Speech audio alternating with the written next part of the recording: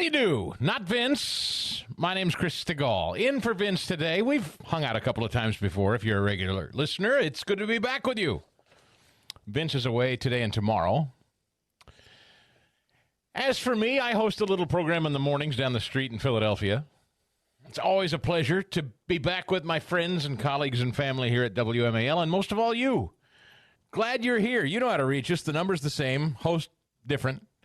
888-630-9625. 888-630 WMAL. That's how you reach us today. As for me, if you're curious and you want to, I'd always love to have you aboard the newsletter. One of the fastest growing newsletters right now for we political junkies and news junkies is what I call the Harumph Society. It's bot-free. It's troll-free. I have built this newsletter exclusively for smart people like you. Talk radio listeners are the smartest listeners. And so if you'd like to join our newsletter, I have done something through the month of August as a gift because I knew I was coming here today. I set it up. The people at Substack will not allow me to make it any less expensive. I can't do it for less than this, $2.50 a month. Now, you find $2.50 a month on your couch cushions. You could find that walking down the street. I think you're going to dig it. I put it out every Monday, Wednesday, Friday. I'm going to do another one tomorrow. So if you're so inclined, if you'd like something to read, and most of all, chat with the smartest people you're going to meet online who are fellow listeners like you, check it out. It's called the Harumph Society, Harrumph, the Harumph Society. It's on Substack, or you can go to just chrisstigall.com, my website. I'd love to have you aboard. I really would. Well, look at this, ladies and gentlemen. Breaking news today. Oh, Nelly. Pop some popcorn. Did you see it? It looks like the legislature in Georgia is flexing their muscles a little bit.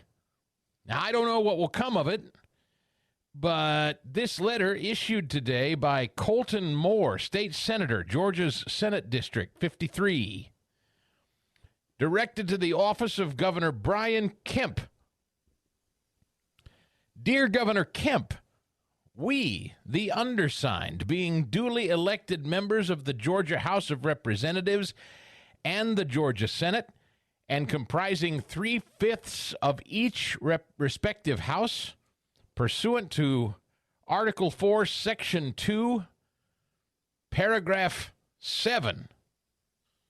Not that means anything to you and me, but anyway, in legalese, they say they hereby certify you, meaning Governor Kemp, we hereby certify you in writing with a copy to the Secretary of State that in our opinion an emergency exists in the affairs of the state, requiring a special session to be convened under that section for all purposes to include, without limitation, the review and response to the actions of Fani Willis.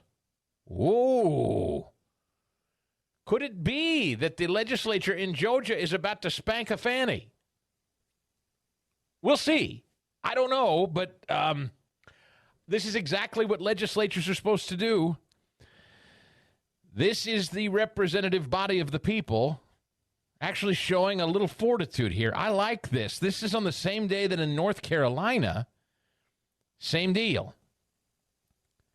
From NBC News, consider the sources they write. Transgender youth in North Carolina lost access to gender-affirming treatments after the Republican-led General Assembly overrode the Democrat governor's vetoes. The GOP supermajorities in the House and Senate enacted, over Governor Cooper's veto, a bill barring medical professionals from providing hormone therapy, puberty-blocking drugs, and surgical gender transition procedures to anyone under 18 with limited medical exception. I cannot fathom how NBC News or any sane adult in the United States thinks it should be legal to allow minor children the ability to access drugs and surgeries to alter their physical person forever without parental consent at a bare minimum, and I would say maybe even then probably not. Unless there was some unforeseen thing that I don't understand. I can't even imagine why even with parental consent you'd allow it, quite frankly. The policy taking effect immediately. So we have here in 24 hours, ladies and gentlemen, two legislatures with supermajorities in both Georgia and North Carolina who said, whoa, not so fast, Gov. Not so fast, Fani. We have a few things to say about this. I like it. I like it a lot, as a matter of fact. So we'll see what comes of it. I mean, I'm not doing backflips quite yet because who knows actually will the legislature go full tilt and hold Kemp, the governor, accountable for it? It remains to be seen. And can Kemp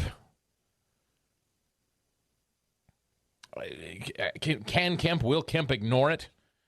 I don't know. It's something we'll watch. Again, our number today, if you want to weigh in, is 888-630-9625. Meanwhile, this story, and I don't know if you saw it, in Hawaii, in Maui specifically, they're now drilling down on what caused these fires, and it sure looks like green energy policies are what did it.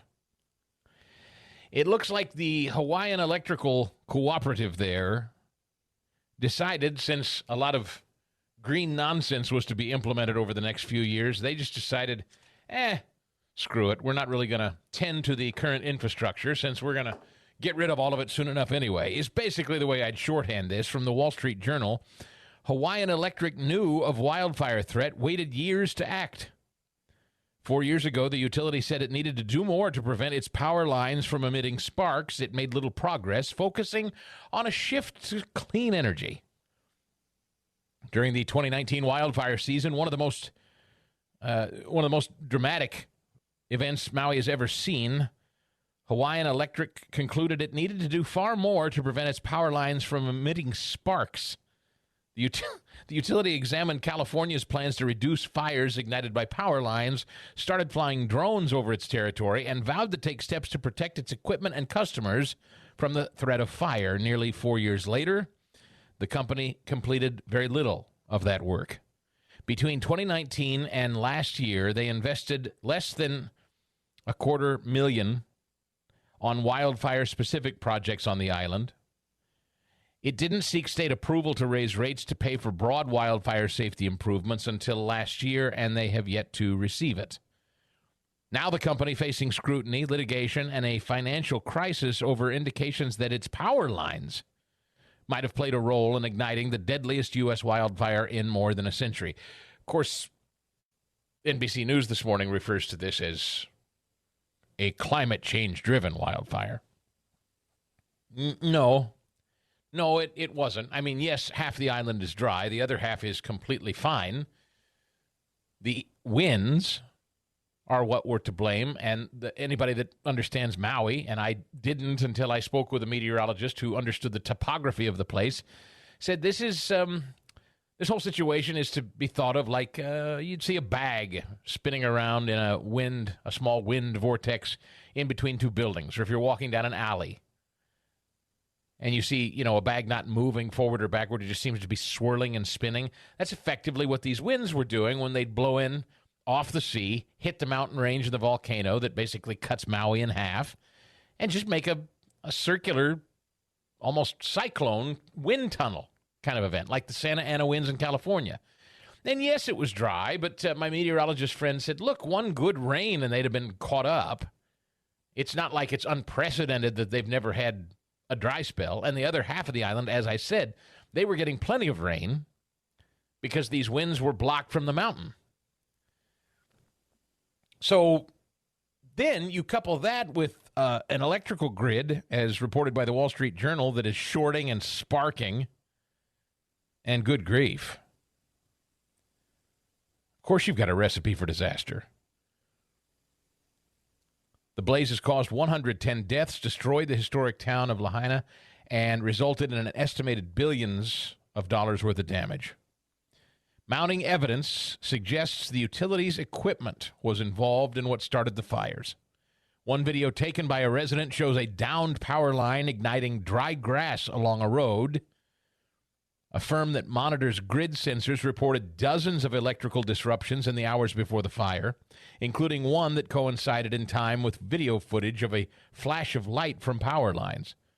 Hawaiian Electric said it would investigate any role its infrastructure may have played and cooperate with a separate probe by Hawaii's Attorney General. In response to questions about its wildfire mitigation spending, a spokesman for Hawaiian Electric said the company reduces wildfire risk through its routine utility work, including trimming or removing trees, upgrading, replacing, inspecting equipment. They say they've spent $84 million on maintenance and tree work. Well, I don't think that seems to be what it was. I'd say it was a sparking power line situation. I don't know what it is to produce power through power lines, but I don't think they're supposed to spark, even in high winds. I think that might be a flaw. The utility has long been a force in Hawaii politics and business. In the wake of the fire, its finances are reeling. Their stock has plunged 50% as of this week. They're the latest utility in the western U.S. to struggle following large wildfires, many of which have been sparked by utility equipment in recent years. The growing risk of wildfire on Maui has been known for years as well. This sounds very similar to California's forest fires, doesn't it? We know about the deforestation, the undergrowth that Gavin Newsom refused to tend to. The number of acres burned on the island soared to 39,000 in 2019. Several reports released have said the danger of this very incident was increasing, in part because of invasive plants that have overtaken former sugar and pineapple plantations. Nearly a quarter of the island in Hawaii is now covered by invasive grasses and shrubs. I've never been to Hawaii. I do know this. Media seemed very able to find Maui. Endless amounts of photos and video from Maui. You know where there is just no pictures still? Canada. Why? You know, I realize this is not my show, so forgive me if I sound like some sort of conspiracy nut. I'm not. This is just a sincere question that I would think any journalist would be interested in asking and trying to find. Do you notice there's really just no video, no pictures, no interest, no curiosity? And there wasn't when the smoke was wafting down in our region. Just no real interest in actually showing you pictures of the fires in Canada. As of Monday, I looked this up. They said something like 11,000 fires were burning or something. Maybe it was 1,100. I don't remember. But anyway, lots. Let's just say lots and lots of fire still burning in Canada, they claim. There was a point back in late June, early July, all we would ever get were meteorologists putting up pictures, maps of Canada, and then they'd just put little flames all over Canada, you know, on a map. And at one point, they made it look like Canada was basically a blaze from west to east across the entire length of the country. And I just simply kept asking people, where are the photos of this event? Why is there no video of this? But boy, when we got the smoke down here, we got lots of that, didn't we? Canadian fires. That's what's causing it. Stay inside. Air quality problem. Look out. Wear your mask, maybe. Stay indoors. Air quality. There's lots of fires still burning in Canada. I don't see a single video, not one news network. So much as still photography.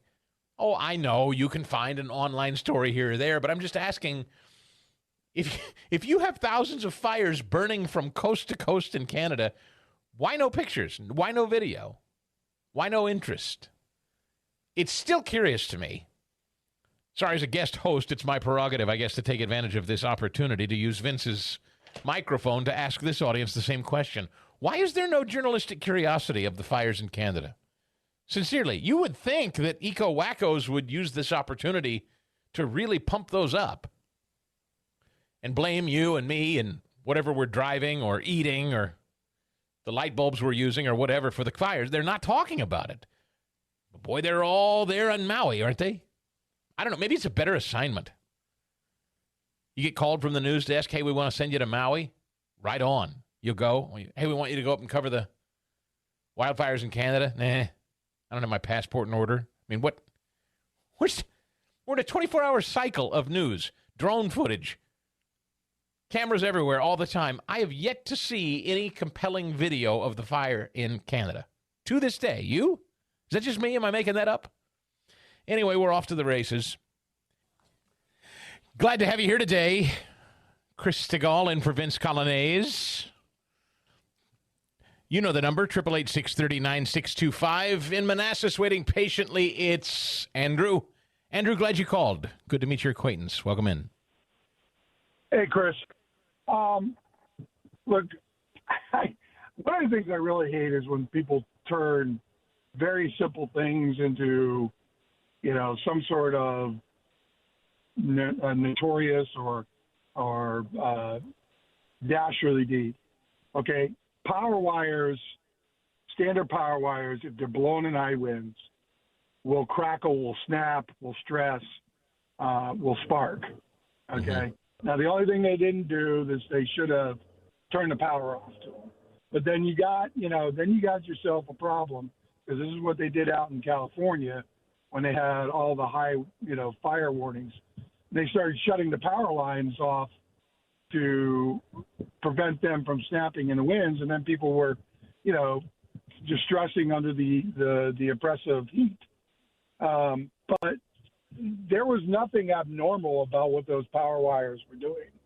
I mean, they themselves said that they needed to do more to prevent power lines from emitting sparks. No, I don't disagree, but the only thing you can do is turn them off. Yeah.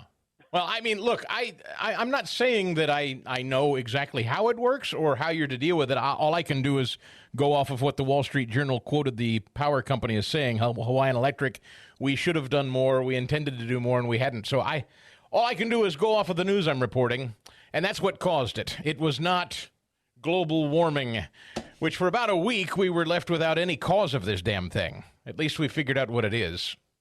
Whether it could have been prevented or not, I'm just reading the news. Quick break for it, as a matter of fact, on WMAL. No, listen, in fact, Andrew in Manassas, who just called a little while ago, I think he was irked with me, like I was blaming energy companies for this.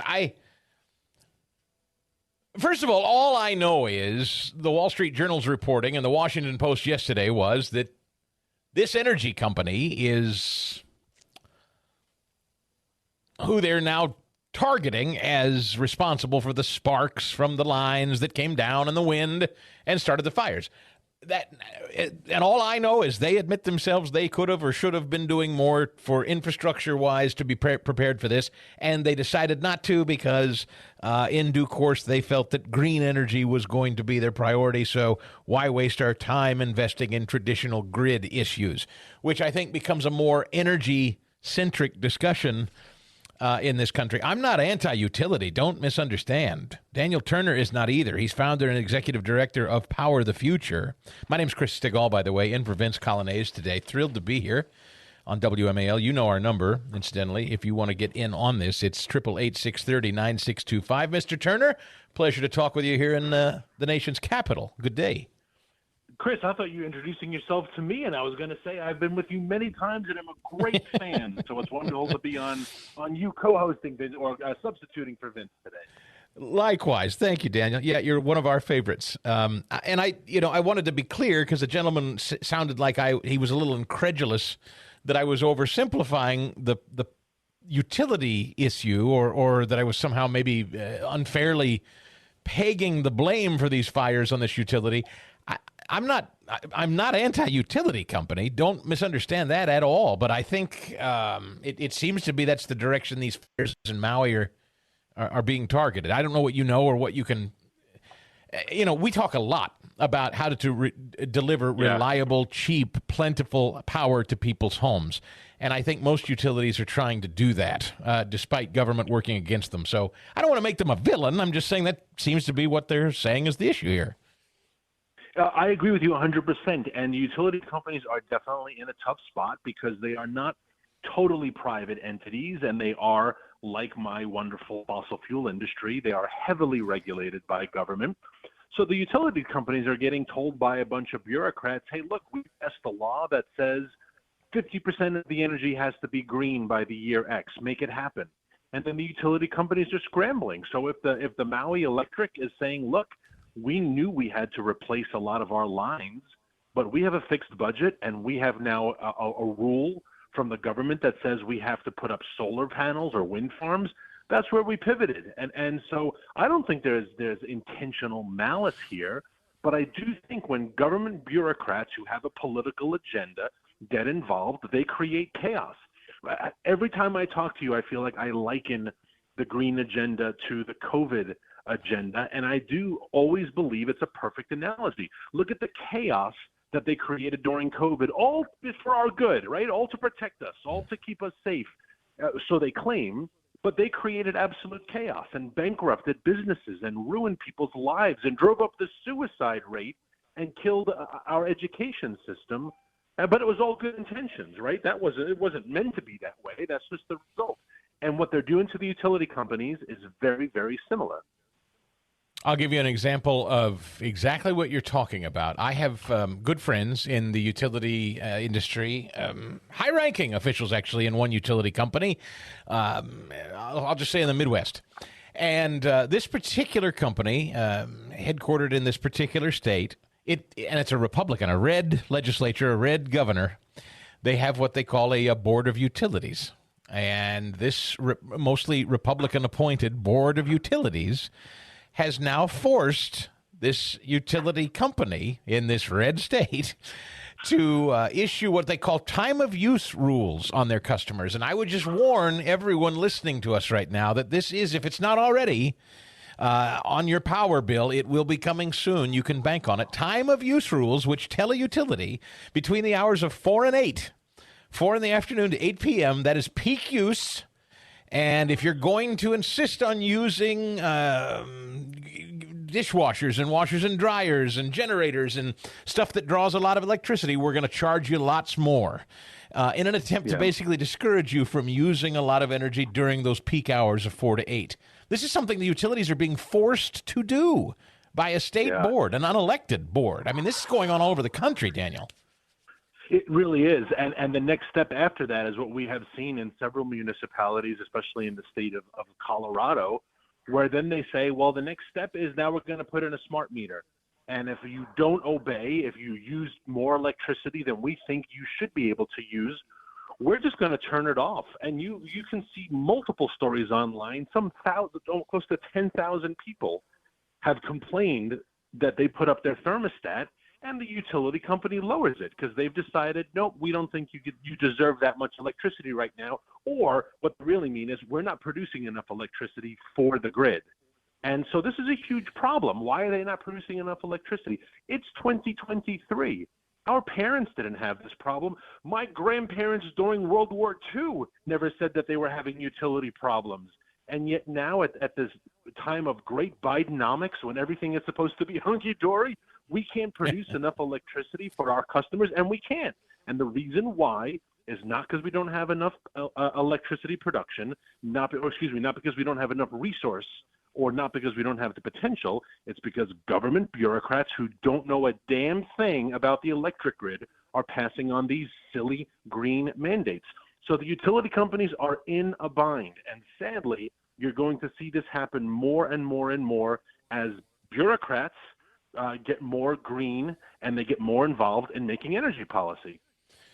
Daniel Turner, founder, executive director of Power the Future, just talking about this morning on my morning show in Philadelphia, Daniel, that the Garden State, I talked with a state senator there from Atlantic County. He's the senator that represents the southernmost tip of New Jersey.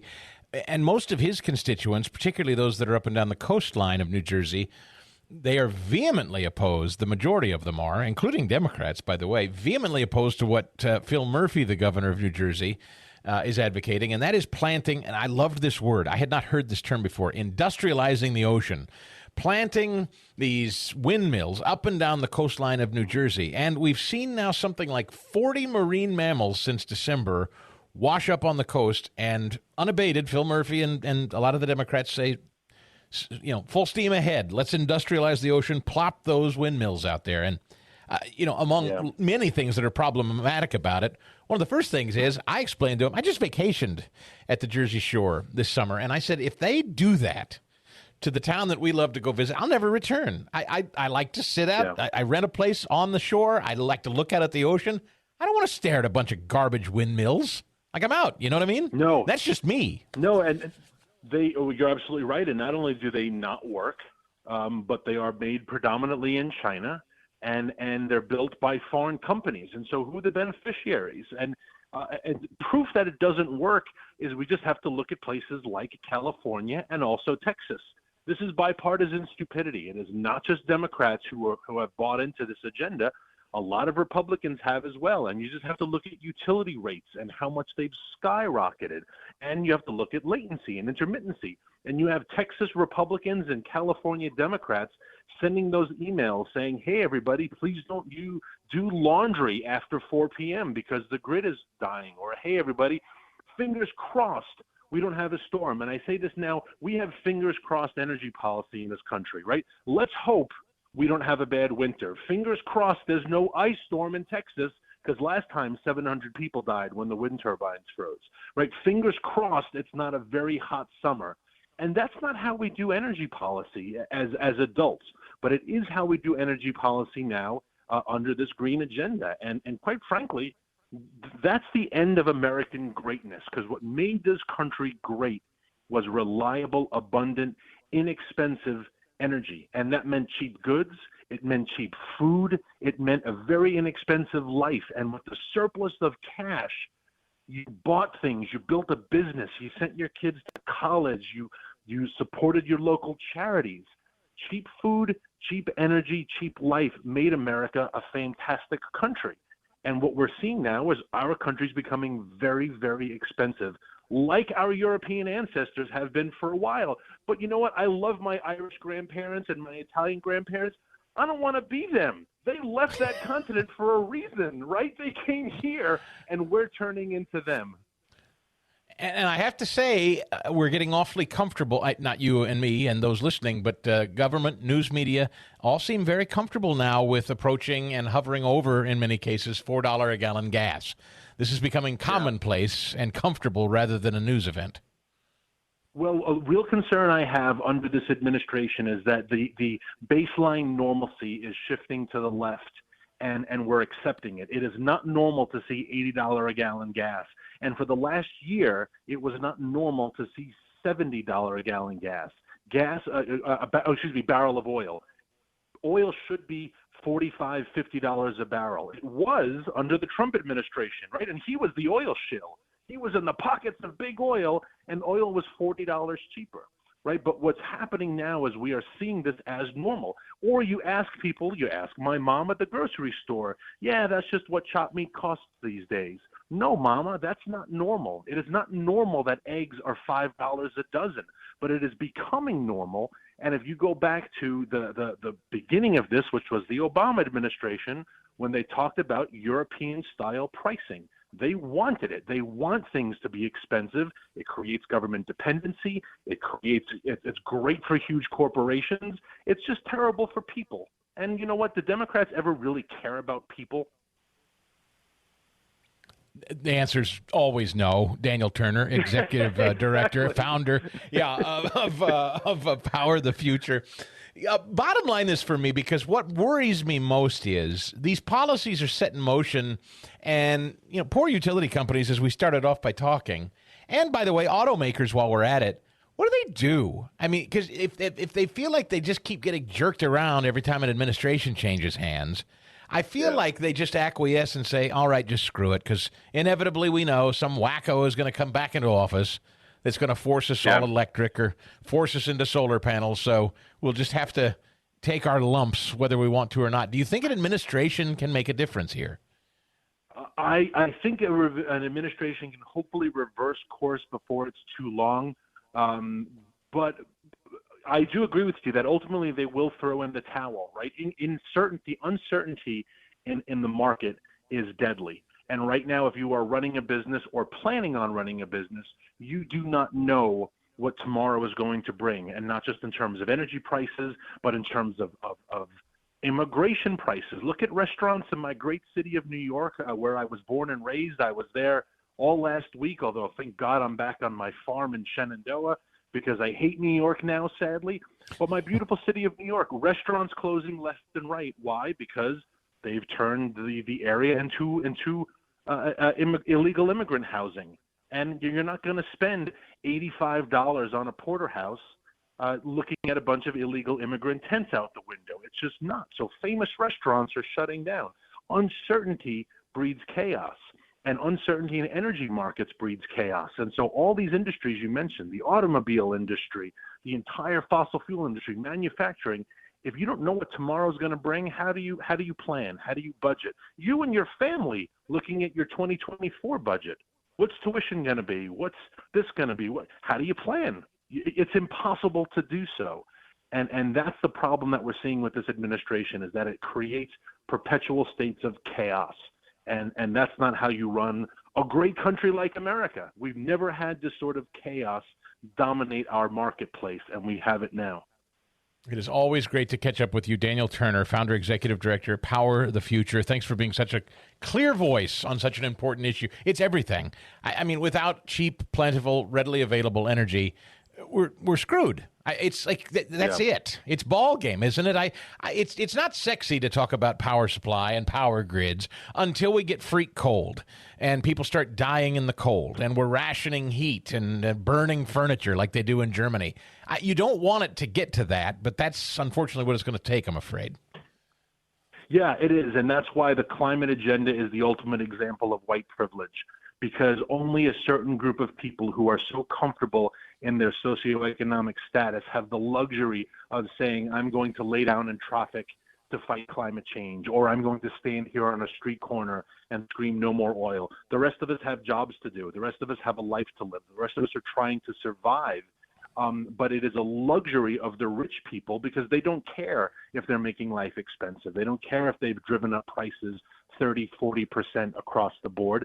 It's indifferent to them. And so they don't care that there are 40,000 children in Congolese cobalt mines, right? They don't care about 40 dead whales on the eastern shore. It is the ultimate form of white privilege to say, I am so worried about the climate that this is now my life calling, because most of us don't have the luxury of being worried about climate change. We're just trying to survive in the Biden economy. Yeah, that must be Obama's white half, because he's got those 2 tanks underneath his house, those thousands of gallons of propane. That must be the white privilege half of Barack Obama, I guess, huh? Why didn't he put up wind turbines? He's right on the water. He's got 30 acres of land. He must not be worried about the rising oceans either, huh? He doesn't want to ruin his view. So he doesn't care if the Stigall family has no more view of the coast. But on his private land, he's not ruining his view. And that's a luxury. That is the half-white privilege luxury of Barack Obama. You don't get a view anymore at the beach, but he keeps his. And the thousands of gallons worth of propane underground, just in case he needs it to no doubt power his gas stove in the kitchen, by the way. I'll bet you money, Daniel Turner. Absolutely, 100%. It's the same privilege that allowed him to have his 60th birthday party when we were in COVID lockdowns. Why I always compare the climate agenda to the COVID agenda. If you are special, you are allowed to be exempted. John Kerry still has his private jet. He blames his wife for it. Such a gentleman, right? He threw her under the bus in front of that congressional hearing. Not my plane. Just like Sheldon Whitehouse was like, I'm not a member of a whites-only club. My wife is. So such chivalry in the Democrat Party. But that is why I compare it to COVID. They will always exempt themselves. The rules are for the little guy like you and me. Thank you, Daniel Turner. Always a pleasure. Mark's in Landover Hills. He's been very patient. I want to get you in here before the news, Mark. Thanks for waiting. Welcome in.